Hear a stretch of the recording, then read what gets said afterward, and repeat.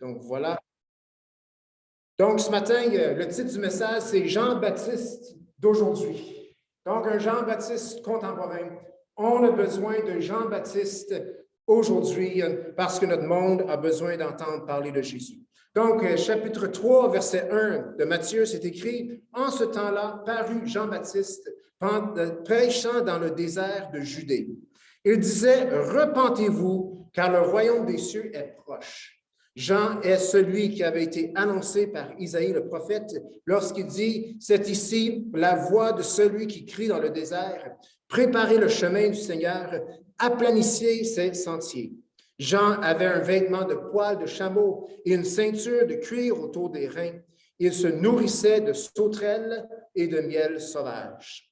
Les habitants de Jérusalem, de toute la Judée et de tout le pays des environs du Jourdain se rendaient auprès de lui. Et, confessant leurs péchés, ils se faisaient baptiser par lui dans le fleuve du Jourdain. Mais, voyant venir à son baptême beaucoup de pharisiens et de sadduciens, il leur dit, « Race de vipères, qui vous a appris à fuir la colère à venir? Produisez donc du fruit digne de la repentance. Et ne prétendez pas dire en vous-même, nous avons Abraham pour père. Car je vous déclare que de ces pierres-ci, Dieu peut susciter des enfants à Abraham. Déjà, la cognée est mise à la racine des arbres. Tout arbre donc qui ne produit pas de bons fruits sera coupé et jeté au feu. Moi, je vous baptise d'eau pour vous amener à la repentance, mais celui qui vient après moi est plus puissant que moi et je ne suis pas digne de porter ses souliers. Lui, il vous baptisera du Saint-Esprit et de feu. Il a son vent à la main, il nettoiera son air, il amassera son blé dans le grenier, mais il brûlera la paille dans un feu qui ne s'éteint point. Seigneur, nous venons à toi ce matin.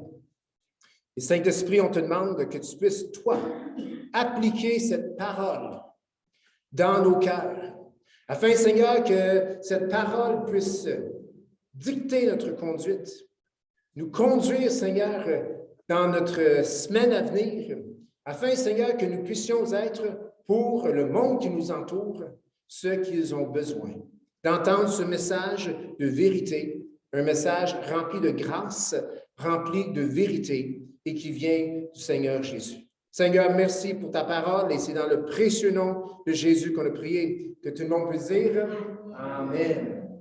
Donc, comme je disais tantôt, Jean-Baptiste, personnage particulier. Jean-Baptiste avait été annoncé d'avance dans le dernier livre de l'Ancien Testament, les derniers versets parlent de Jean-Baptiste. On voit aussi que Isaïe le prophète a parlé de Jean-Baptiste plus de 600, 800 ans avant même que Jean-Baptiste apparaisse sur la scène. Donc, c'est quelqu'un qui a été annoncé d'avance et lui-même, il annonce quelqu'un qui va venir, le Seigneur Jésus. Donc, Jean-Baptiste, c'était un homme qui s'était entièrement consacré à Dieu. Il est un bon exemple pour nous, car nous aussi, nous sommes appelés à être des précurseurs, parce que Jésus revient. Amen. Il faut des gens pour l'annoncer. Amen. Donc, Jean-Baptiste nous sert de bon exemple. Jean-Baptiste était choisi dès le sein de sa mère et dès son jeune âge, il s'est consacré entièrement à Dieu. C'est une leçon qu'on peut apprendre de Jean-Baptiste. Le Seigneur nous appelle à être consacrés entièrement à lui, mis à part entièrement pour le Seigneur. Luc, tournez pas, 1, verset 15. « Car il sera grand, dit l'ange à son père Zacharie, devant le Seigneur. Il ne boira ni vin, ni liqueur enivrante. Il sera rempli du Saint-Esprit dès le sein de sa mère. » Déjà dans le sein de sa mère, Jean-Baptiste avait été choisi et mis à part. Également, dans le même chapitre, dans Luc, l'enfant Jean-Baptiste croissait, se fortifia en esprit. Il demeura dans les déserts jusqu'au jour où il se présenta devant Israël. Jean-Baptiste, dès son jeune âge, il s'est consacré à Dieu. Le désert, c'était un endroit où les gens allaient à cause du grand silence, à cause qu'il n'y a aucune distraction, et ils pouvaient se concentrer sur Dieu. C'était l'endroit idéal pour se consacrer à Dieu. Et Jean-Baptiste, c'est là qu'il a grandi, en mangeant des sauterelles et en mangeant du miel sauvage dans le désert en train de se consacrer à Dieu. Jean avait un vêtement de poil de chameau, une ceinture de cuir autour des reins. Ça, c'est simplement une allure de prophète selon les temps du Nouveau Testament et de l'Ancien Testament. Et comme j'ai dit tantôt, il se nourrissait de sauterelles et de miel sauvage. Trouvez-moi quelqu'un qui a un tel régime et je vais vous dire, il est vraiment unique. Jean-Baptiste s'était consacré à Dieu. Amen? Donc, il était entièrement consacré à Dieu. Deuxièmement, il était dans le désert pour longtemps. Jean-Baptiste, même âge, plus ou moins 6 mois que Jésus. Jésus, son ministère a commencé à l'âge de 30 ans. Jean-Baptiste, donc, a commencé son ministère vers l'âge de 30 ans, un petit peu plus avant Jésus. Donc, pour des années. Tu sais, on pense à la consécration, nous. Ah, je me consacre à Dieu, je vais prier un matin. Jean-Baptiste s'est consacré à Dieu pour des années. Je pense qu'on a beaucoup à découvrir au niveau de la consécration, de se mettre à part en passant. Vous allez voir, pas besoin de se réfugier dans le désert, pas besoin de manger des sauterelles et du miel non plus pour se consacrer à Dieu, mais le chrétien est appelé à une consécration entière également. Donc, il était dans le désert pour longtemps, et c'est lors des souverains sacrificateurs de Anne et Caïphe, on entend parler d'Anne et Caïphe lors de la crucifixion de Jésus, c'est pendant leur temps lorsqu'ils étaient en place en tant que sacrificateurs, c'est là que la parole de Dieu a parlé à Jean dans le désert, puis en grosso modo, il a dit, c'est le temps, tu sors, maintenant tu commences à prêcher à la nation d'Israël. Tu leur annonces que celui qui devait venir est sur le point d'arriver. Son message de Jean-Baptiste, non seulement ce que c'est un homme consacré dès son jeune âge, non seulement ce qui a passé le 3/4 de sa vie dans le désert et que Dieu lui a adressé la parole, et lorsqu'il est sorti du désert, pour annoncer Jésus, annoncer le Christ, eh bien, il avait un message de repentance. Chapitre 3 de Matthieu, verset 1. En ce temps-là parut Jean-Baptiste, prêchant dans le désert de Judée. Il disait, disons-le ensemble, repentez-vous. Je ne pense pas que Jean-Baptiste cherchait de la popularité. En tout cas, s'il t'avait invité chez eux pour souper, je ne pense pas que vous l'aurez trouvé bien populaire. Au menu ce soir, c'est du miel et des sauterelles, peut-être des chenilles, je ne sais pas. Et son message, premier mot, c'est les mots qu'on ne veut pas entendre aujourd'hui. Repentez-vous. Et pourquoi? Il y a une raison, car le royaume de Dieu est sur le point d'arriver. Jésus était sur le point d'apparaître. Également, il est très dur dans son message envers les autorités religieuses, envers les autorités religieuses de son époque. Il leur appelle au verset 7, « Race de vipères, qui vous a appris à fuir la colère à venir? » Jean, on l'a lu tantôt, son message était radical. Les gens venaient vers lui, confessant leurs péchés. Jean les baptisait, comme il dit, à cause et pour la repentance des péchés, qui est tout simplement un changement de cœur. Les gens choisissent de se tourner vers Dieu, reconnaissent leurs péchés, le confessent et disent finalement, « Seigneur, devant toi, j'ai tort » et se faisaient baptiser parce qu'ils s'étaient repentis. Mais il y a des chefs religieux qui viennent, qui veulent se faire baptiser aussi, qui sembleraient, ils confessent leurs péchés, et Jean leur appelle tout simplement une race de vipères. Puis il leur pose la question, qui vous a appris à fuir la colère à venir? Donc, c'est un homme tranchant, un homme radical dans son message, et il exhorte à tous de porter des fruits dignes de la repentance. Il exhorte à ces sacrificateurs, ces chefs religieux qui viennent vers lui, et sûrement tous, il leur dit, faites attention, ne prétendez pas dire en vous-même, nous avons Abraham pour père. Vu que j'ai Abraham pour père, tout est beau pour moi. Dieu va m'accorder faveur. Il dit, non, ne prétendez pas dire en vous-même, nous avons Abraham pour père. Car je vous déclare que de ces pierres-ci, Dieu peut susciter des enfants Abraham. Donc, la prédication de Jean-Baptiste disait la vérité. Ça acculait les gens au pied du mur. Ils étaient appelés à la repentance, mais aussi ils étaient appelés à recevoir le pardon. Il n'y avait rien à prendre pour acquis. J'ai Abraham pour père, je suis un juif, je suis correct. Non, prends pas ça pour acquis. Dieu est tellement plus grand que ça, il peut dire à cette chaise et en faire de cette chaise un enfant de Dieu, un enfant d'Abraham. Et Jean-Baptiste annonçait la venue de Jésus. Donc, son message de repentance, un homme consacré qui emmène un message de repentance peut-être radical, mais pertinent pour le temps qu'il vivait et encore aujourd'hui. Et là, il annonce aussi la venue de Jésus. Au verset 11, il dit, « Moi, je vous baptise d'eau pour vous emmener à la repentance, mais celui qui vient après moi est plus puissant que moi, et je ne suis pas digne de porter ses souliers. Lui, il vous baptisera du Saint-Esprit et de feu. » Donc, il annonçait Jésus. Il disait que celui qui vient après lui était plus puissant que lui.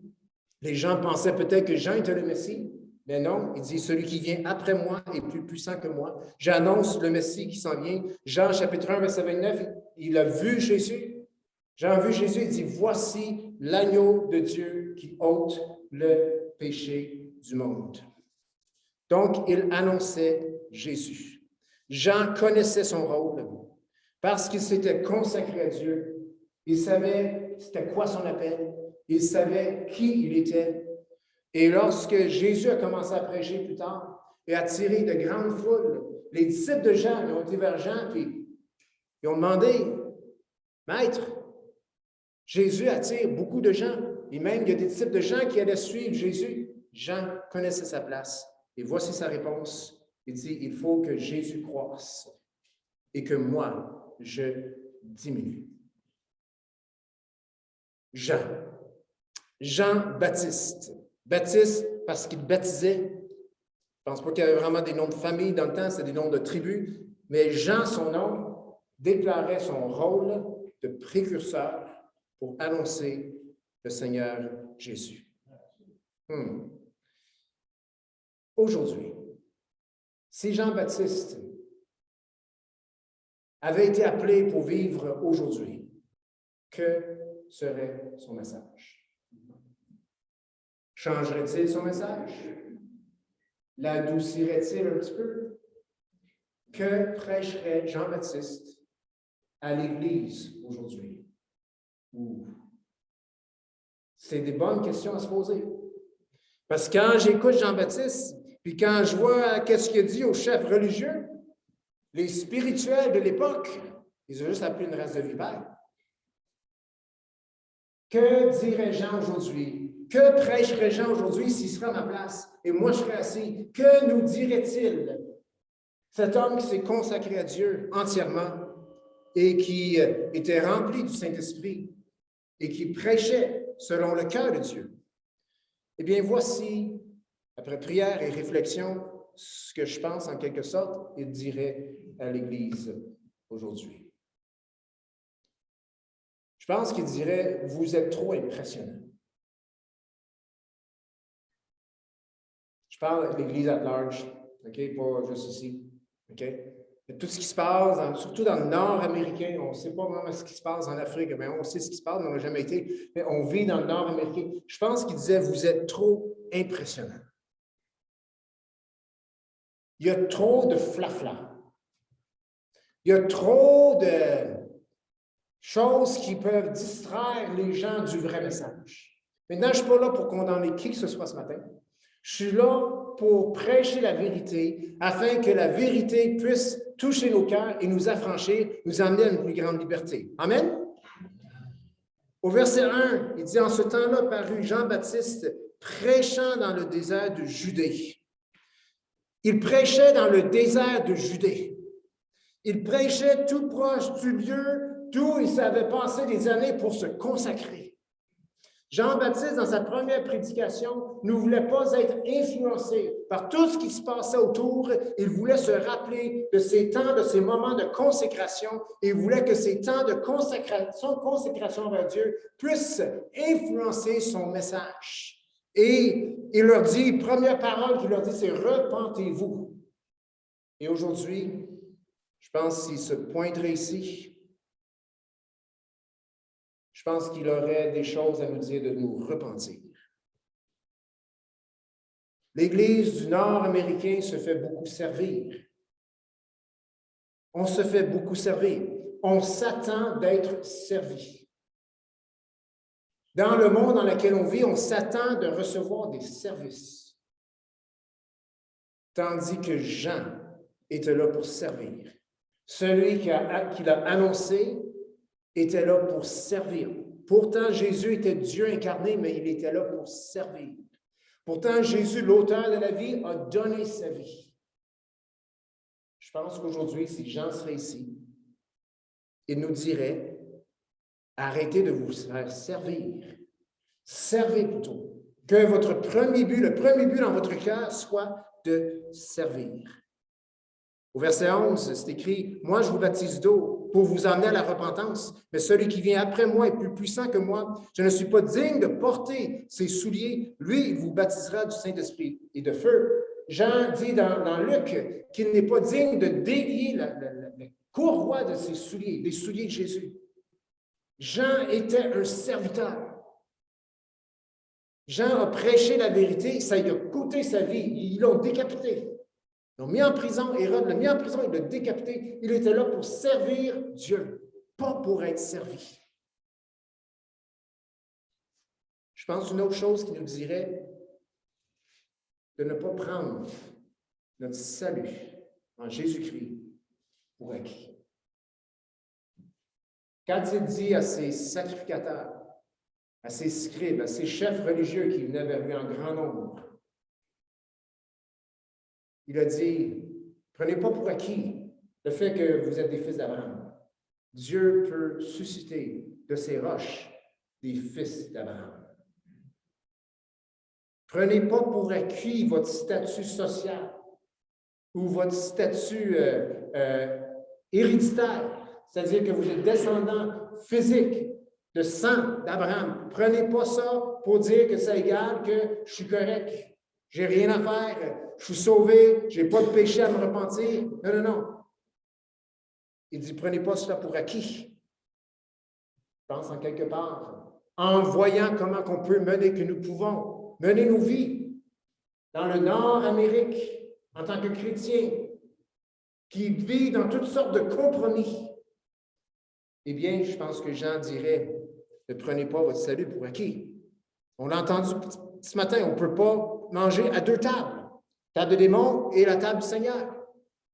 Celui qui mange aux tables des démons prend pour acquis, prend à la légère ce que Jésus a fait pour lui. Et Jean dirait de le prendre en tout sérieux, car Jésus a tout fait pour lui. Au verset 2, au verset 8, il parle de repentance. Repentez-vous au verset 2. Au verset 8, produisez donc des fruits dignes de la repentance. Il y a des fruits qui découlent de la repentance.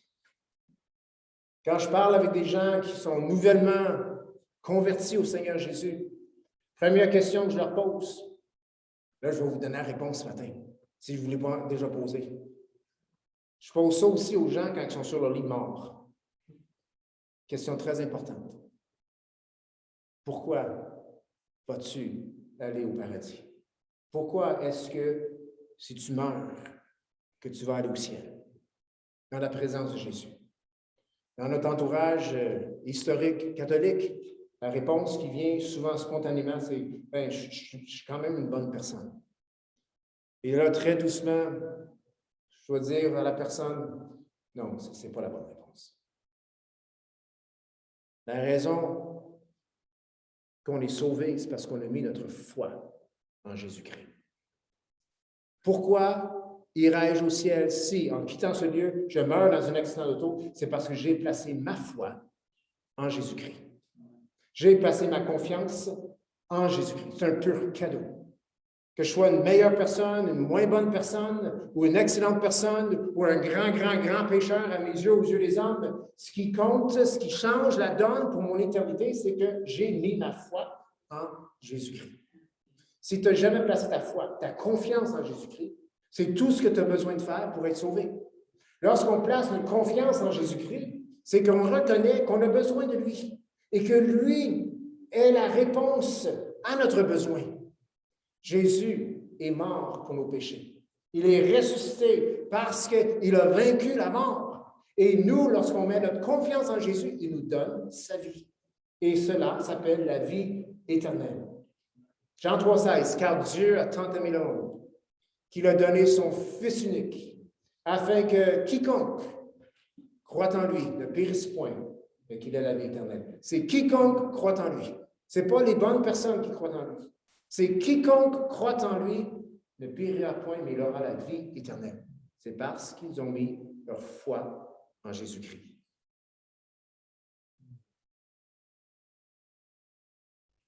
Il ne faut pas prendre le salut pour acquis. Il y a un message ici de repentance. Et la repentance, c'est un fruit de notre foi qui est placée en Jésus-Christ. On mêle souvent les deux. Ah, je vais aller au ciel parce que je suis une bonne personne, je me suis repenti. Non, non. La repentance, ce n'est pas ça qui sauve quelqu'un. J'explique. Parce que tu ne pourras jamais être assez bon pour aller au ciel. Tu ne pourras jamais assez te perfectionner pour aller au ciel. Ta foi en Jésus produit un fruit qui s'appelle la repentance. Ta confiance en Jésus-Christ produit le fruit de la repentance. Et Jean, ici, quand il dit « porter des fruits dignes de la repentance », il est en train de remettre en question, est-ce que votre foi est vraiment en Dieu? Est-ce que c'est vraiment en celui que j'annonce, Jésus-Christ? Porter des fruits dignes de la repentance. Lorsqu'on met notre foi en Jésus-Christ, cela change notre conduite. Ça ne fait pas de nous des personnes parfaites, mais cela change notre conduite et nous portons des fruits dignes de la repentance. Jésus a dit, celui qui met en pratique mes enseignements est semblable à un homme qui bâtit sa vie sur le roc. Ça prend de la repentance pour bâtir sa vie selon les enseignements de Jésus. La repentance, c'est quoi dans ce cas-là? C'est de reconnaître que les enseignements de Jésus sont bons. Lorsque nous avons confiance en quelqu'un, lorsque nous avons entièrement confiance en quelqu'un, ce qu'il dit est vrai pour nous. Ce qu'il dit vaut la peine d'être mis en pratique. Lorsqu'on met notre confiance entièrement dans quelqu'un, ce que cette personne nous dit, ça vaut même la peine de bâtir sa vie là-dessus. Donc, lorsqu'on met notre foi en Jésus, on porte des fruits dignes de la repentance. On va chercher les enseignements de Jésus qui sont là dans la parole de Dieu, dans la Bible, et on les met en pratique. C'est le travail d'une vie. C'est une belle aventure. Et j'encourage tous et chacun de grandir dans cette aventure, de découvrir les enseignements de Jésus. Et parce qu'on a mis notre confiance en lui, eh bien, automatiquement, on va les mettre en pratique dans nos vies. Amen? Ultimement, si vous mettez en pratique, si nous mettons en pratique les enseignements de Jésus, cela déclare tout simplement que notre foi est vraiment en lui. On lui fait confiance. Quand on fait confiance à Jésus, ce qu'il nous dit, c'est bon, c'est vrai, même si ça nous fait souffrir. Même si cela peut mettre notre vie en danger, comme pour Jean-Baptiste. Mais notre confiance est en Jésus, sachant qu'il nous sauve et qu'il nous donne la vie. Repentez-vous et portez des fruits dignes de la repentance, a dit Jean. Je pense qu'il dirait à l'Église aujourd'hui, en qui est votre confiance? Il est plus difficile de mettre sa confiance en Jésus dans un monde matérialiste que dans un monde où il y a de graves manquements. On le voit sur la planète. Les chrétiens, ça pousse comme des champignons en Chine. Ils sont opprimés, ils sont oppressés. On ne veut pas que les églises grossissent. Fait que ça grossit en cachette. Pourtant, ils n'ont pas ce qu'on a ici. Ils n'ont pas le bien-être qu'on a ici. Mais ils ont une abondance de nourriture spirituelle qui vient de Jésus. C'est ça qui leur fait grandir. Leur foi est en Jésus. La souffrance qu'ils peuvent avoir dans ces pays opprimés, eh bien, ils n'ont pas le choix que pour vivre, ils doivent aller trouver Jésus. Qu'il en soit ainsi aussi pour nous, d'aller chercher Jésus à ce point-là pour mettre en pratique ce qu'il nous dit. Et Jean aussi nous dirait aujourd'hui, préparez vos cœurs pour le Seigneur. C'est sa mission. Verset 3. C'est ici la voix de celui qui crie dans le désert. Préparez le chemin du Seigneur, aplanissez ses sentiers. C'est symbolique. Ce n'est pas un chemin que les gens sont en train de faire. Ce n'est pas une autoroute. C'est les cœurs. Il était en train de préparer les cœurs pour recevoir Jésus. Il était en train de préparer les cœurs pour que les gens, lorsqu'ils entendraient Jésus, lorsqu'ils verraient Jésus agir, qu'ils diraient, c'est lui le Messie. On le sait, Jean l'a annoncé d'avance, on a entendu Jean, on s'est fait baptiser par Jean.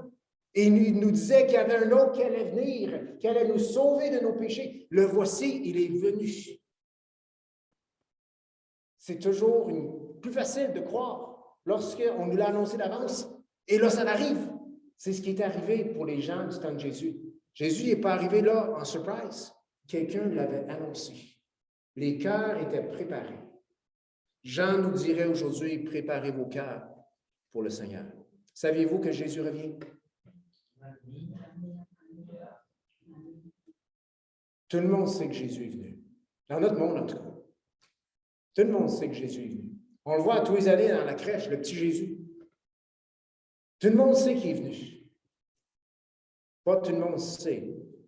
Pas tout le monde a entendu que Jésus revient. Nos cœurs sont-ils préparés pour Jésus qui va revenir? Je pense qu'aujourd'hui, si Jean-Baptiste serait présent parmi nous, il motiverait par sa prédication, par sa conduite.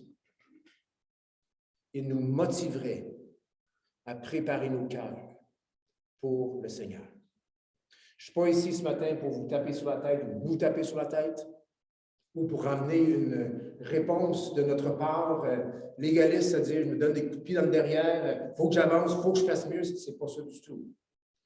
Un appel ici que je lance ce matin, c'est de préparer nos cœurs pour le Seigneur Jésus. Jésus revient. Amen. Amen.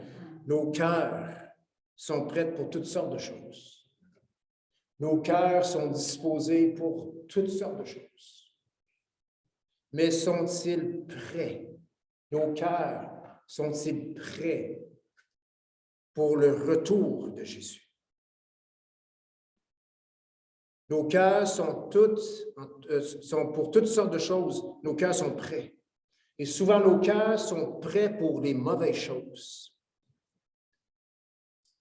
Et pour regarder un peu dans notre contexte à nous, eh bien, question de préparation, ce n'est pas une question d'ajouter des choses à notre vie.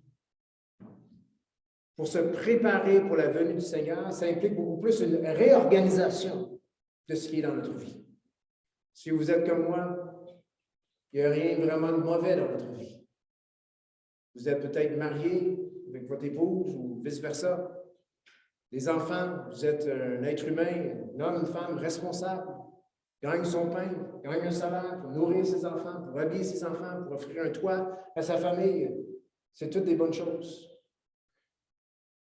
On a peut-être des loisirs qui sont vraiment corrects. Je veux dire, c'est correct de faire du bowling. Je ne sais pas si on fait vraiment ça aujourd'hui, mais en tout cas.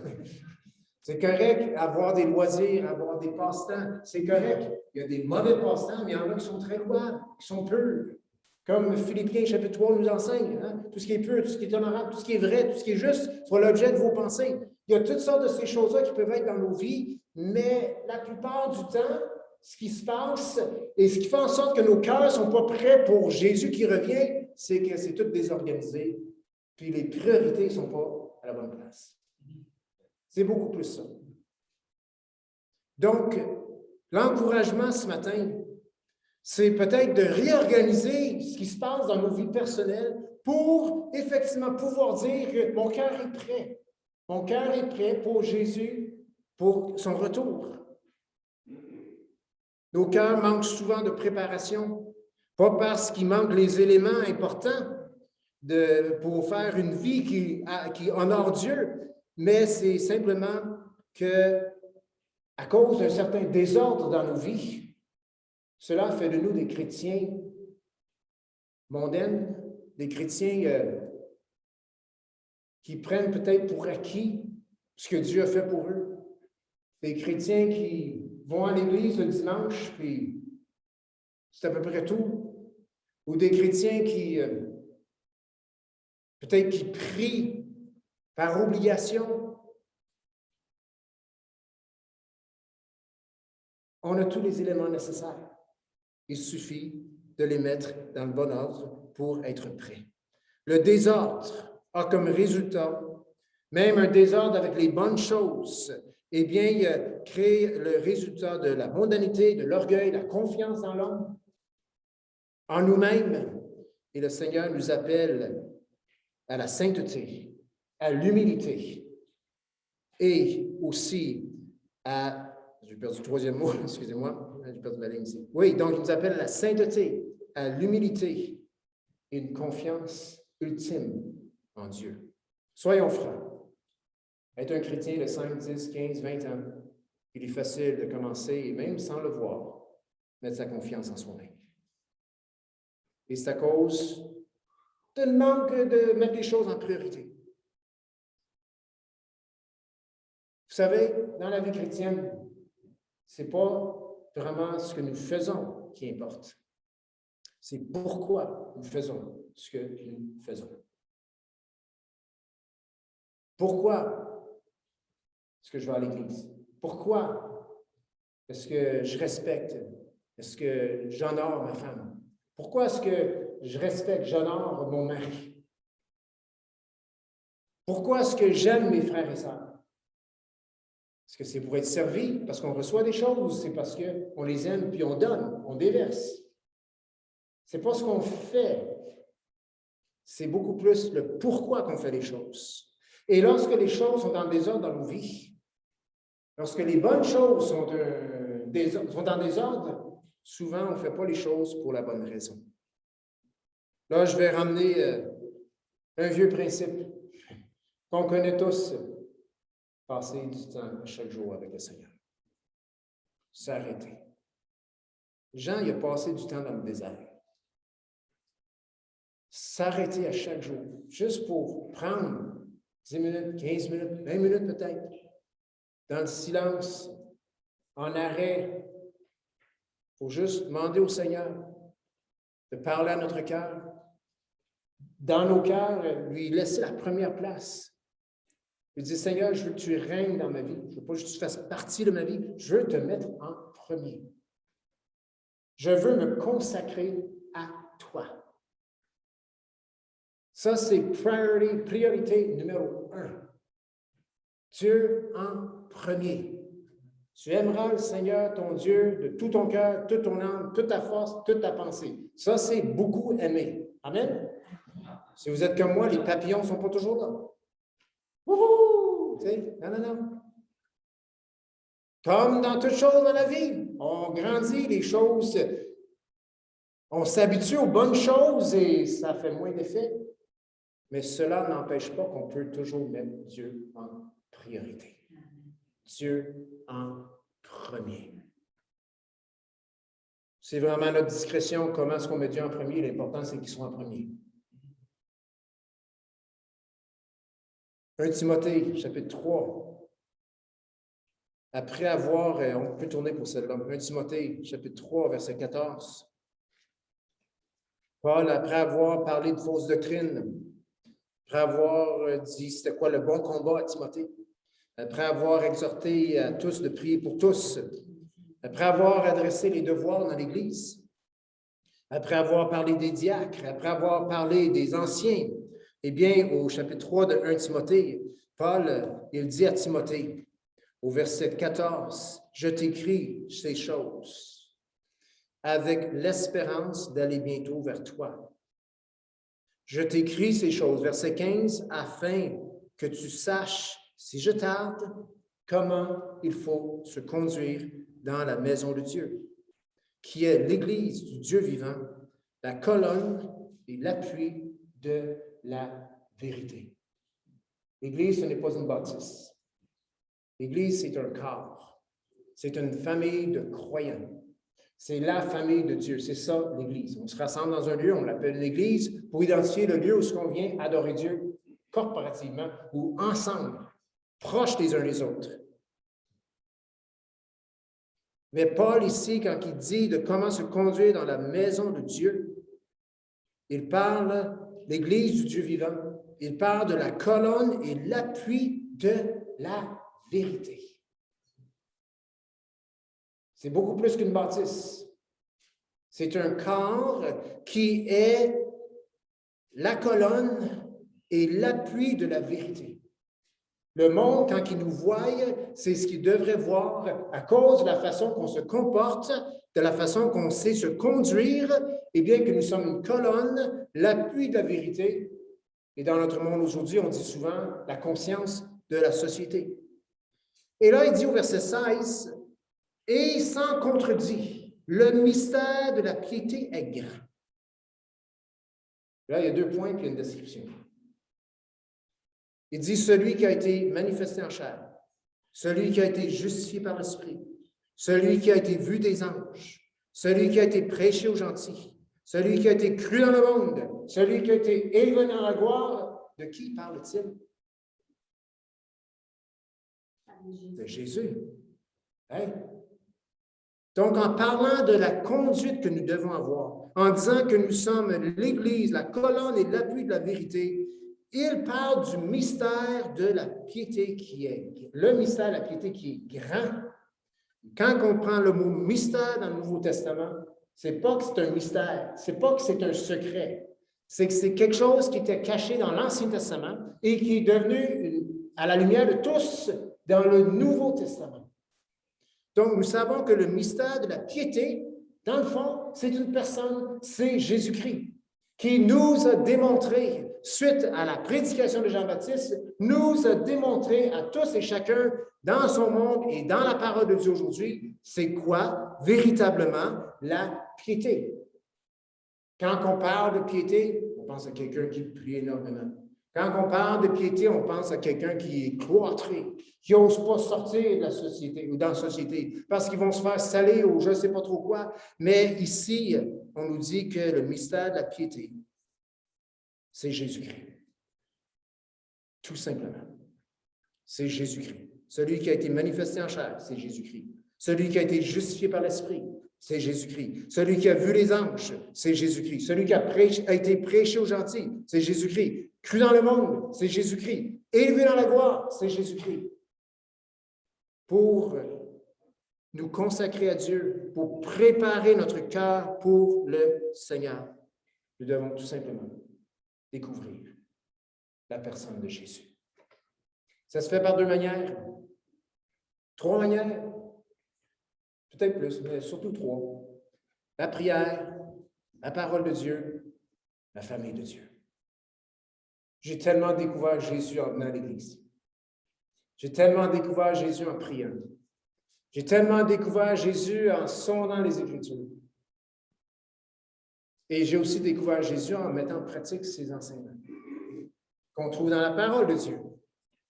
Donc, pour préparer nos cœurs, si Jean-Baptiste serait ici, je pense qu'il nous appellerait à ces choses-là. Et le plus important, découvre Jésus. C'est plus un mystère. Le mystère de la piété qui est grand, c'est plus un mystère. C'est maintenant une révélation accessible à tous. Donc, en découvrant Jésus, nous préparons nos cœurs pour son retour. Ne fixons pas nos yeux sur ce que nous sommes. En découvrant Jésus, ne fixons pas nos yeux sur ce que nous sommes. Cela va nous emmener à la condamnation. Ah, j'ai tellement de chemin à faire. Ah, je suis tellement pas bon, pas bonne. Ah, je suis tellement imparfait. T'as-tu vu ce que j'ai dit hier, Seigneur? T'as-tu vu ce que j'ai pensé hier? Dans notre découverte de Jésus, ne gardons pas nos yeux sur ce que nous sommes ou sur ce que nous avons fait. Gardons nos yeux sur lui. Découvrons Jésus. Amen? Parce que Jésus dit dans la Bible, il n'y a aucune condamnation pour ceux qui sont en Jésus-Christ. Amen? Si tu te sens condamné, ce n'est pas Dieu qui te condamne. C'est peut-être parce que nos yeux sont à la mauvaise place, sur nous-mêmes, sur nos réussites, sur nos échecs surtout, au lieu d'être sur la personne de Jésus. Ne fixons pas nos yeux sur ce que nous faisons, car ça va nous amener tout simplement au légalisme, à une confiance en soi-même. Je suis correct quand même, on est quand même assez bien fait. Non, on ne fera jamais assez pour mériter la vie. La vie est un cadeau. La vie éternelle, c'est un cadeau que Jésus nous donne. Fixons nos yeux sur celui qui nous a appelés, Jésus-Christ. Fixons nos yeux sur celui qui nous a appelés, Jésus-Christ. Et il va nous transformer. Il a le pouvoir de nous transformer. Amen? Jean-Baptiste est un modèle. Je suis prêt à dire ce matin, regardant la personne de Jean-Baptiste, Dieu nous appelle d'être en quelque sorte des Jean-Baptistes aujourd'hui. Jean-Baptiste était un précurseur. Il a annoncé celui qui allait venir. Et Jésus est venu. Comme j'ai dit tantôt, bien du monde savent que Jésus est venu. Peu de gens savent qu'il reviendra. Nous le savons. Amen? Donc, par notre vie, par notre conduite, en découvrant Jésus, en mettant nos vies dans cet ordre-là, c'est-à-dire, premièrement, d'abord et avant tout, je veux découvrir Jésus et cela transforme ma conduite, cela fait en sorte que je suis la personne que je suis, je grandis en devenant de plus en plus comme lui. Cela lance le message et cela nous fait parler et cela fait en sorte que nous sommes des Jean-Baptistes qui annoncent que Jésus est venu et que Jésus reviendra. Et que Jésus donne la vie et la vie éternelle. Donc, si je peux me permettre de nous donner un petit devoir qui peut radicalement changer nos vies cette semaine, eh bien, tout simplement, passons un peu plus de temps dans la prière cette semaine. Avec la parole de Dieu serrée à nos cœurs.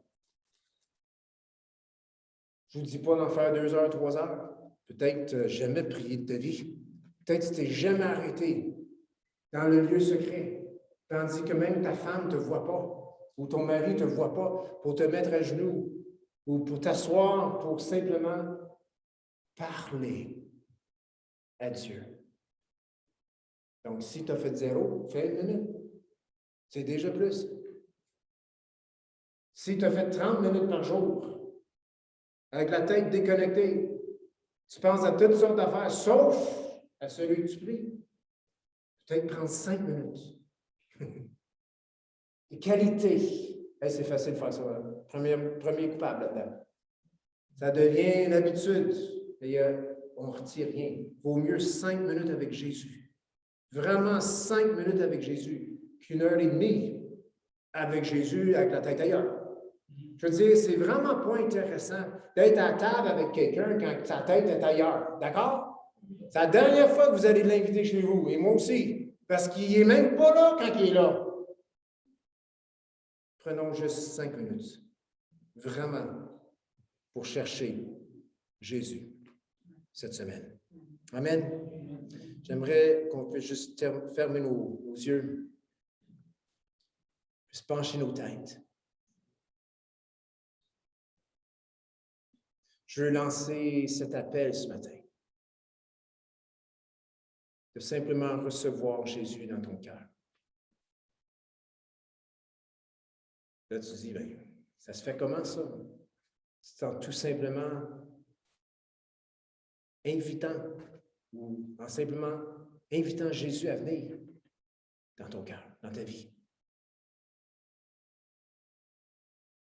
Notre cœur, ce n'est pas le cœur qui bat physiquement, bien que c'est notre cœur physique.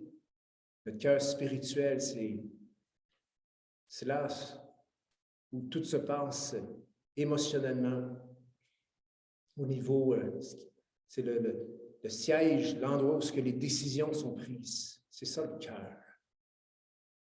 C'est là qu'on invite Jésus. Et lorsqu'on invite Jésus à venir dans nos vies, c'est parce qu'on reconnaît notre grand besoin de lui. C'est-à-dire qu'on a un fichu de gros problème qui s'appelle le péché, qui nous sépare de Dieu. Mais on voit que Jésus a donné sa vie pour enlever le péché, donc on reçoit Jésus dans nos vies pour qu'il puisse enlever nos péchés, pour nous réconcilier à Dieu. Pour qu'on puisse l'entendre, le suivre, pour qu'on puisse être transformé dans nos vies, pour lui. Donc, tandis que tous les yeux sont fermés, peut-être que tu n'as jamais, mais jamais, mais jamais, mais jamais dans ta vie demandé à Jésus de venir dans ta vie. Peut-être que c'est la première fois ce matin que tu entends cette invitation-là d'inviter Jésus à venir dans ton cœur. Eh bien, j'aimerais te l'inviter ce matin. Il n'y a personne qui te voit, si tu veux ce matin, que Jésus vienne dans ta vie. Juste lever la main. Et on va tous prier ensemble. Si quelqu'un ici qui aimerait, oui, je vois ta main, tu peux la baisser. Si quelqu'un d'autre qui aimerait juste recevoir Jésus pour cette première fois dans sa vie, cette décision ce matin, cette ouverture de ton cœur va changer ta vie.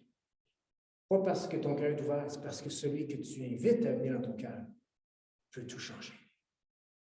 Donc, j'aimerais que tout le monde puisse répéter après moi. Seigneur Jésus, je reconnais mon grand besoin de toi. Seigneur, je reconnais que tu as été à la croix, que tu as donné ta vie pour payer le prix de mon péché. Et ce matin, Jésus, je te demande de venir dans ma vie. Je t'accueille. Je t'invite. Je t'ouvre grand mon cœur. Et je te demande de venir, Seigneur. Viens changer ma vie. J'ai besoin de toi. Merci, Seigneur Jésus, pour le cadeau de la vie éternelle que tu me donnes maintenant. Et c'est dans le beau nom de Jésus que j'ai prié. Amen. Si tu as dit cette prière-là de tout ton cœur ce matin, sache que tu es une nouvelle personne. Tu ne seras plus jamais le même. En recevant Jésus dans ta vie, le parcours de ta vie vient de changer. Tu n'es sûrement pas la dernière personne, et loin d'être la première.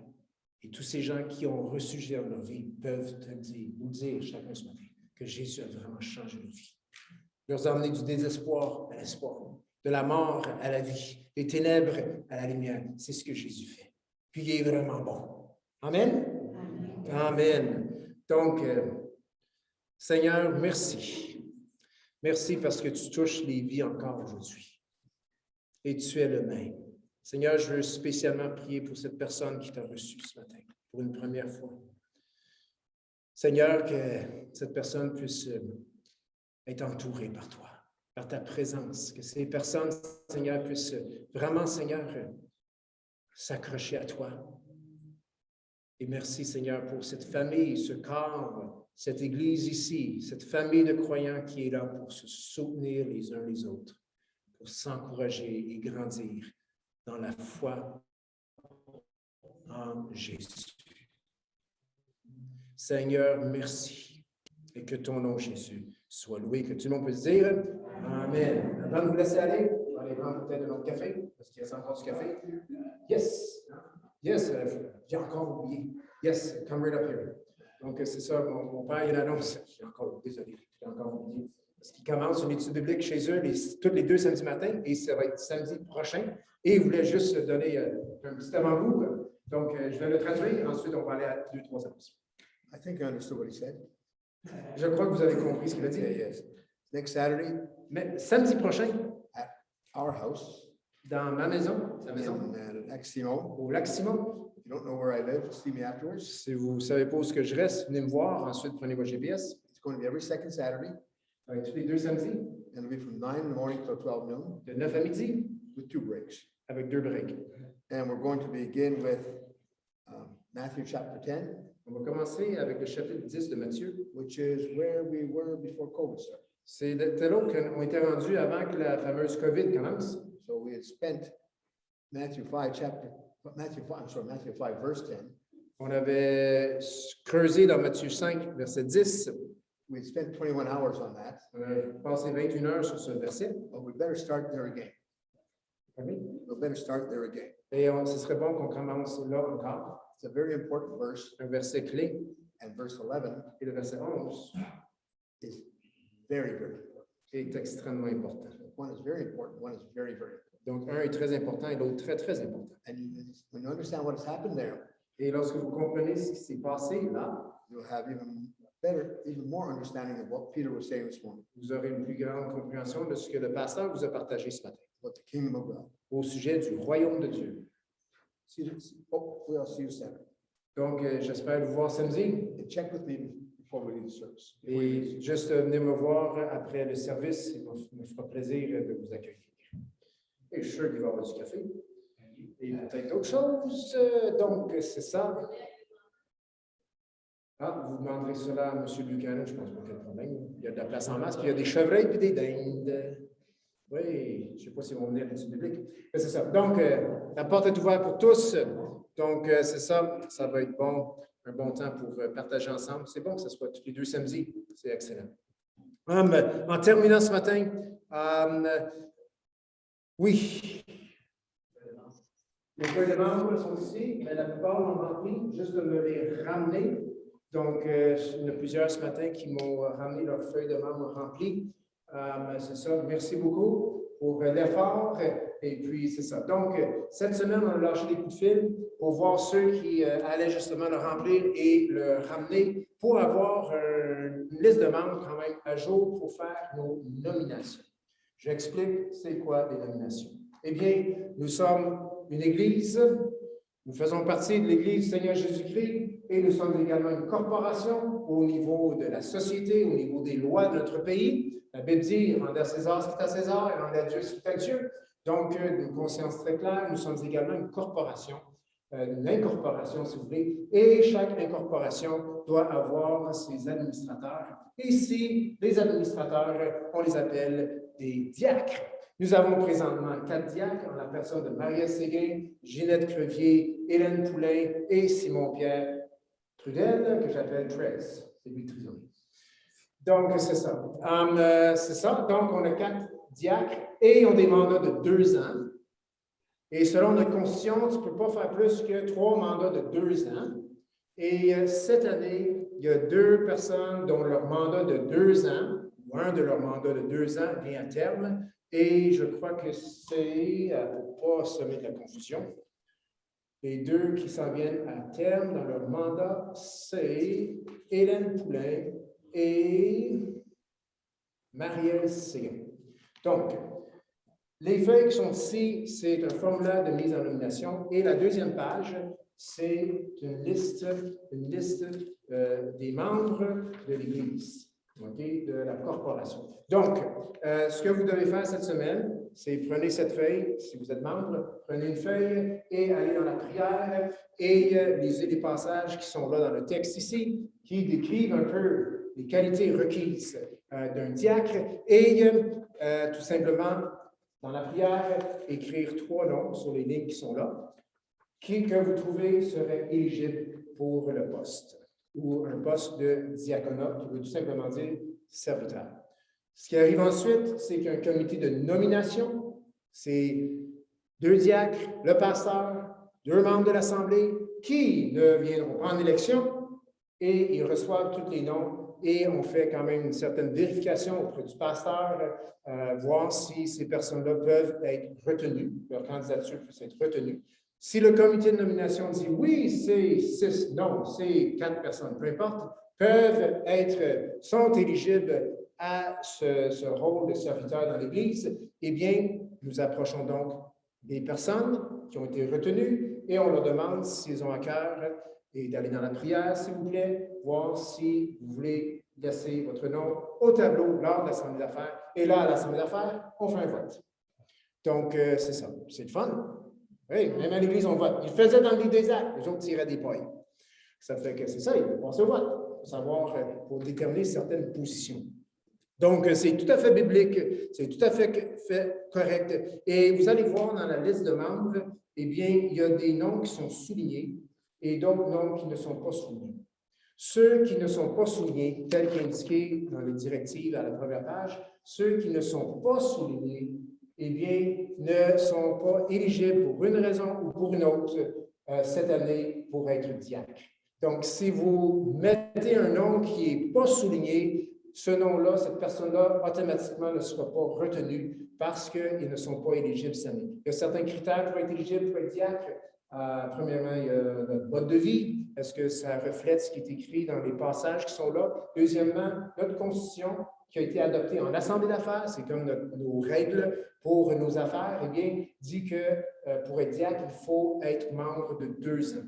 Donc, si tu es membre et pas encore depuis 2 ans, eh bien, tu n'es pas éligible et c'est pour ça que ton nom n'est pas souligné ici. Et c'est écrit en parenthèse pour les raisons. Il y en a qui sont anciens, qui ne sont pas éligibles pour être diacres, ils ont un rôle d'ancien. Il y en a d'autres qui sont sur le comité de nomination, ils ne peuvent pas être éligibles pour être diacres parce qu'ils sont en conflit d'intérêt. Oui, lui, il va me battre, ça fait qu'on ne le gardera pas. Non, on ne s'expose pas à ça. Okay? Fait que ceux qui sont sur le comité de nomination ne peuvent pas être nominés. Okay? Ils sont en conflit d'intérêt. Donc, juste suivre les instructions, aller dans la prière, prenez un peu de temps pour lire les critères bibliques et puis ramenez votre feuille la semaine prochaine. On vous donne une semaine parce que si on donne 2 semaines, on prend 2 semaines. Si on donne 3 semaines, on prend 3 semaines. Si on donne 2 mois, on prend 2 mois. Fait qu'on donne une semaine. Ça va prendre une semaine. C'est bon? Donc, tout le monde? Non, juste pour dire, on ne veut pas rester là-dedans longtemps. Là. On veut avancer à d'autres choses, mais c'est le temps de l'année où on fait ces choses-là. Donc, je vais vous en donner un tantôt après l'Assemblée et s'il vous plaît, le remplir le plus rapidement possible. Également, la semaine passée, j'ai dit que j'ai branché le congélateur dans la cuisine et je vous ai invité, si vous avez à cœur, de faire des plats congelés pour des gens qui sont dans le besoin. Et plus spécifiquement, on pensait à Joliane et Louis là, qui sont dans un moment difficile et l'accouchement s'en vient, c'est toujours apprécié. Alors, 7 repas par semaine, peut-être 2-3 repas qui peuvent juste vous aider. Ça nous sauve un peu d'ouvrage, on peut mettre les efforts ailleurs. Et c'est vraiment pour que l'Assemblée puisse bénir ce frère, cette sœur dans ces moments qui sont particuliers dans leur vie. Et comme j'ai dit, s'il y en a trop, c'est correct. Juste de mettre une date dessus parce qu'on ne veut pas que les choses restent trop longtemps dans le congélateur parce que c'est plus bon après et on ne voudrait rien gaspiller. S'il y a des choses qui ne vont pas vers le foyer de Joliane et de Louis, eh bien, ça ira pour des personnes qui sont dans le besoin dans l'Assemblée. Donc, il n'y aura rien de gaspillé. Donc, si vous avez à cœur, bien, gênez-vous pas. Et juste d'emmener des plats vraiment tout faits là, qu'on peut mettre dans le congélateur. Et en temps et lieu, là, on fera une petite livraison pour bénir notre sœur et notre frère. Amen? L'Église est là pour les frères et sœurs. Amen? Entourons-nous les uns les autres, soyons là les uns pour les autres et surtout prions les uns pour les autres. Donc, ceci étant dit, n'oublions pas, Jésus revient. Amen? Que nos cœurs puissent être prêts. Donc, Seigneur, on te demande de bénir chacun ici. Seigneur, on te demande pour ta protection pour chacun, physique, spirituelle, mentale, intellectuelle, Seigneur, à tous les niveaux. Et Seigneur, emmène-nous plus loin cette semaine. Seigneur, qu'on puisse te découvrir un peu plus. Et c'est dans le précieux nom de Jésus qu'on a prié. Tout le monde peut se dire Amen. Bonne semaine. Accueillez-vous les uns les autres. Et on se voit. Oh oui, y a-t-il une main qui lève? Pas Joey, Joliane et Louis.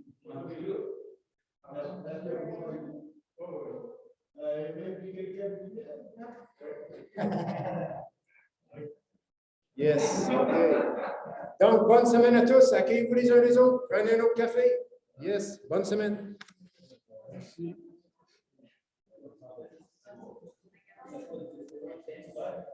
Bye tout le monde. Bye. Bye. Bye. Bye bye tout le monde. Bye. Soyez bénis. Bonne semaine. Bonne semaine. Merci, vous autres aussi. Bye bye. Moi, je fais pour sortir de là. Clique sur livre. À droite, clique sur livre. Ouais, j'ai pas ça, j'ai juste le X. Oh, je l'ai. Oui. OK. Bye. Yo, yo. Ah, là, il allume. Hé, là! Ah, allô? Ça va? Borderline. Bonne semaine. Un brave. Ah ouais. Un matin, je n'étais pas sûr de venir. Je voyais la température. Là. Ah, c'est bon. J'ai sorti à l'extérieur, là, ça fondait un peu. J'ai dit, oh, il y a des demandé au Seigneur qui nous pousse. Là, Bon, voilà. Bonne Ça, semaine. pareil. Bye. Bye bye, bonne semaine. On va savoir demain. Bye bye. Bonne semaine. Yes. Bye. Bye bye. Bye.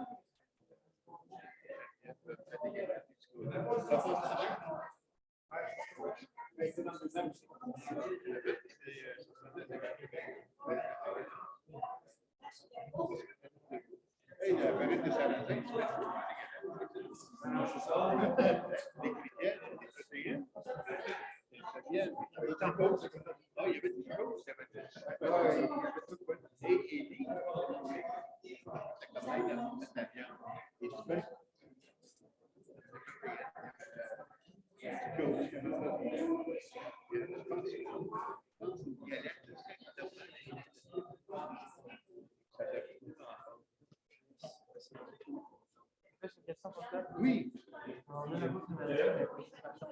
Oui, tu laisses un comptateur, mais là, sur une tablette qui marche. Non, c'est sûr que là, je vais savoir, moi. Elle s'en vient cette semaine. Le congélateur est compris. J'ai une tablette que c'est congélateur, c'est celle qui est verticale. C'est ça côté ma chambre. C'est bon?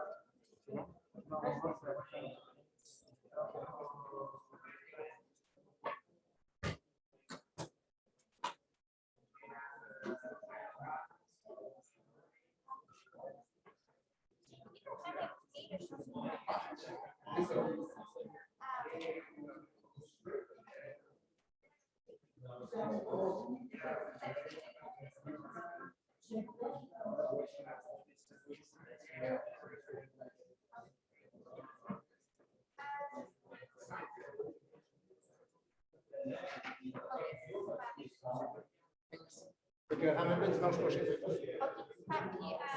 Tu peux le scanner aussi. Si tu veux. Oui, pas de trouble. Oui. Oui, je vais t'amener ça. Attends une minute. Je pense que